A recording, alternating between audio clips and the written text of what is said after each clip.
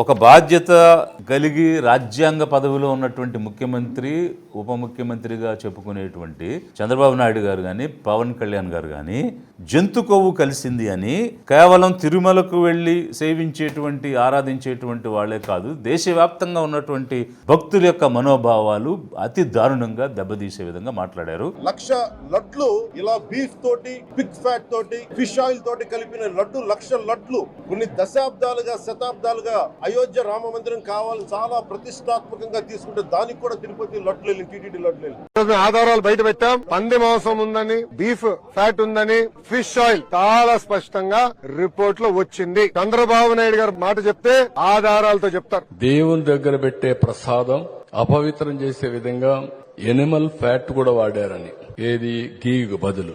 మీరు ఇంత బాధ్యత కలిగినటువంటి పదవిలో ఉండి మీ ఇష్టం వచ్చినట్టు ఆధారం లేకుండా ఎలా మాట్లాడతారని సుప్రీంకోర్టు చెప్పిన తర్వాత నోరు మూసుకున్నారు. అది జరిగిన ఉదంతం. బట్ ఈ రోజు నివేదిక ఏం చెప్పింది, ఎంక్వైరీ ఏం చెప్పింది? కల్తీ అనేటువంటిది ఏదో జరిగినటువంటి విషయం ఉన్నది కానీ జంతు కొవ్వు అనేటువంటిది లేదని చాలా స్పష్టంగా చెప్పినప్పుడు మీరిద్దరు సమాజానికి క్షమాపణ చెప్పాలి కదా.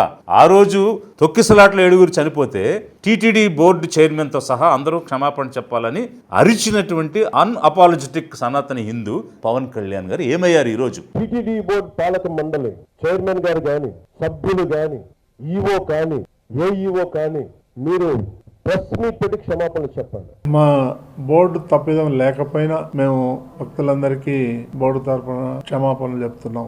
మీరు జంతు కొవ్వు కలిసిందని ప్రజలను తప్పుదోవ పట్టించారు చంద్రబాబు నాయుడు గారు. మీరు ప్రజలను తప్పుదోవ పట్టించారు. ఈ రోజు మీరు ప్రజలకు క్షమాపణ చెప్పండి. ఆ రోజు మేము మాట్లాడిన తప్పు, తెలియకుండా మాట్లాడాం, నివేదిక లేకుండా మాట్లాడాం, ఇన్ఫర్మేషన్ లేకుండా మాట్లాడాం, బాధ్యత రహితంగా మాట్లాడాం, కాన్స్టిట్యూషనల్ పొజిషన్లో ఉండి ఒక ప్రమాణం తీసుకుని, ఒక ఓత్ తీసుకుని ఓత్ని అతిక్రమించాం, క్షమించండి అని ప్రజలకు చెప్పాలి. లిబరేషన్ కాంగ్రెస్ ద్వారా మేము డిమాండ్ చేస్తున్నాం.